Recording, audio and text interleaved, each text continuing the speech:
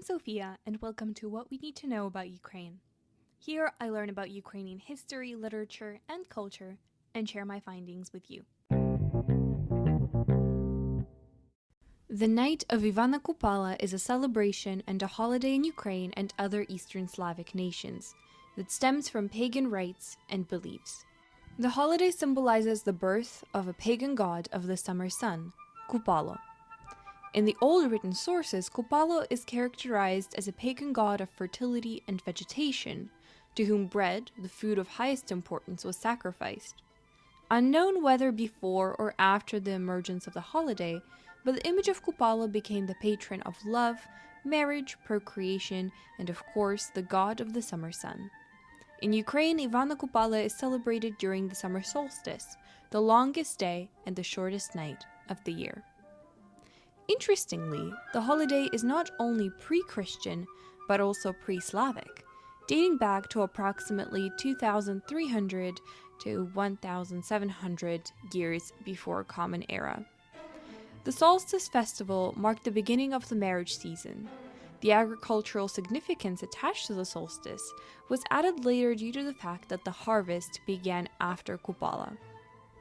At first, a person was probably sacrificed for the sake of a good harvest, and with the emergence of social classes and a wealthy elite, the human sacrifice began to be replaced by an effigy.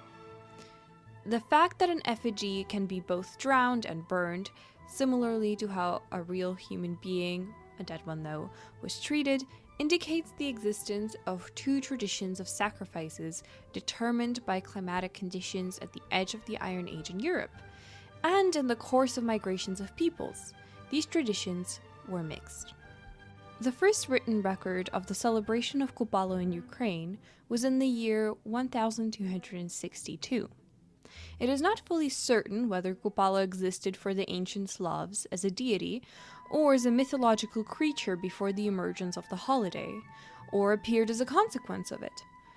Researchers believe that the name of the day could have originated from the root kup, which creates a number of words in Ukrainian that denote the association of people being, quote, together. Another option is the origin of the word to bathe. After all, immersion in water bodies plays an important role in the holiday, because purification with the help of fire and water is an ancient form of magic and magical actions. Kupala was often represented as a doll or effigy made of different herbs and grasses, branches and flowers, and he was often accompanied by another such doll named Marena, the goddess of water. There is a legend that this night is the wedding of Kupalo and Marena, and it was celebrated as a symbol of a combination of two elements, water and fire, male and female. In the evening, both dolls were sunk or burned, so people sacrificed to the god of the sun and the goddess of the water to have a rich harvest.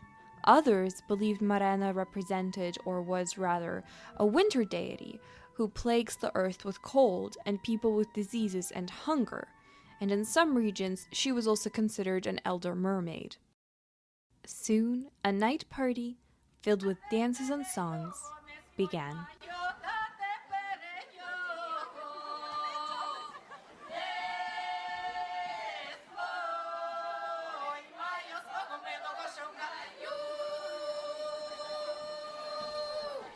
Along with the magical and the all-powerful, there are also many traditions that accompany the celebration, though they may slightly differ throughout Ukraine. In general, the rite takes place in the following sequence. An effigy of Kupalo and or Marena is placed. People dance around them and songs are sung. The fire is lit, over which people jump. The effigies are then torn apart and drowned in the water or burned. People then float wreaths into the water, they dance, and they sing all night. Kupala songs were very diverse. They had many different texts and were very different genres, from magical spells with appeals to the sun, to divination and matchmaking of young couples. There were some interesting rules and prohibitions that people followed on this holiday too. You couldn't sleep on Ivana Kupala because evil spirits don't sleep either, but try to harm people and their livestock. So people protected themselves from evil spirits in every way. In particular, they hung wormwood and willow and other greenery in and around the house. They also hung up mirrors for this reason. It was believed that on Ivana Kupala any water has healing properties, and therefore, according to omens, it is customary to bathe. And in this way, you could get rid of any ailment that you would have. And now let's talk about the three main components of the celebration in detail, being the fire, the flower crowns, and the fern flower. Kupala, of course, was the god of the sun, so an obligatory attribute of Kupala is a large fire over which people jump alone or in pairs. Apart from the fun and the competitive side of the activity, since everyone tried to jump over the bonfire as high and as far as possible, it was also a magical ritual and meant purification. It was believed that if the lovers could jump over the bonfire without separating their hands, their love would last a lifetime. The fires scared away evil spirits, which were believed to leave the underworld on the days of Kupala and come to the world of the living. There was also a belief that if a woman celebrated Ivana Kupala and did not visit the evening bonfire, she was a witch. The fire would be placed on a hill to raise it as high as possible, and the fire would burn the impure and evil forces. Like fire, water also had the power of purification and recovery, as I've mentioned before. So on this day, bathing was a ritual. People also had a common belief in the healing properties of the Kupala dew, so everyone washed their faces with it. Meanwhile, the ritual of drowning the two effigies, Marena and Kupalo, is a simulation of the old sacrifices to the water. And now, on to the wreaths. In Ukraine, before the Kupala holiday, herbs were collected. Believing in their miraculous power, they were often kept all year round for treatment. But it wasn't only Kupalo and Marena effigies that had important herbs, but also wreaths, or flower crowns, that the young women would make to foretell about love and their future. They weaved these wreaths of wildflowers, and sometimes they arranged lighted candles for them, and at sunset they began to float them on the water. While the wreaths float, the girls would walk around the river and sing. An example of a song would be this. In the green grove the nightingale chirps. The nightingale chirps. There a cute girl dropped a wreath. From a periwinkle, from a periwinkle. Flow, flow, wreath, beautiful with a periwinkle. To my love, to my love. В гаю зелененьким соловейко щебече. Там дівчина мила, віночок пустила, з барвіночку. Плинь, плинь, віночку, гарний з барвіночку, за миленьким. According to popular belief, if the flower crown floats well and the candle burns well, the girl will get married this year. If it spins in place, she will be married, however not in this year, and if it sinks, she will not get married at all. If the wreath floats far and lands on some shore, the girl will get married in that direction or over there. And also, if the wreaths floated in the center of the river, then it was believed that the year would pass without any significant changes. And of course, if it doesn't leave shore, there would be trouble. Often, guys tried to catch girls' wreaths. However, not just any of them, but their beloveds. Couples could discuss in advance of how the wreath would look like to make it stand out from the other ones and easily recognizable. All this because if the boy managed to catch the desired wreath, reaching it by swimming or on a boat, it was considered a good omen for their future fate. Later, wreaths could be hung at home or on trees as charms, and in some regions they were thrown on the roof of a house or consecrated in a church, but that of course was during Christian times. One other belief of Kupala is about the mythical fern flower, which supposedly appears on the Kupala night. According to the legend, it blooms for just one moment on the shortest night of the year. It is considered that only a young man, often unmarried or the only son in the family, can find the flower. Because it is guarded by an evil force, the flower is difficult to get. But if this boy succeeds, the lucky person will receive the gift of seeing the future, the ability to understand the language of animals and birds, heal the sick, and find treasures hidden in the ground. Whether this legend is based on a real flower is difficult to establish, because the name fern, paporot, in folklore is a collective name for many plants that grow on wetlands, and the fern flower in Ukrainian is called kvitka paporoti. Originally, Kupala did not have the name Ivan next to it. This was the integration of Christianity into the holiday when, in the 4th century Common Era, this day was proclaimed to be the birth of John the Baptist, also known as Saint John the Forerunner, and John in Ukrainian is Ivan, who prophesied the arrival of Jesus Christ. As a result of Christianity coming to Ukrainian lands, the pagan name Kupala got the Christian name Ivan added to it.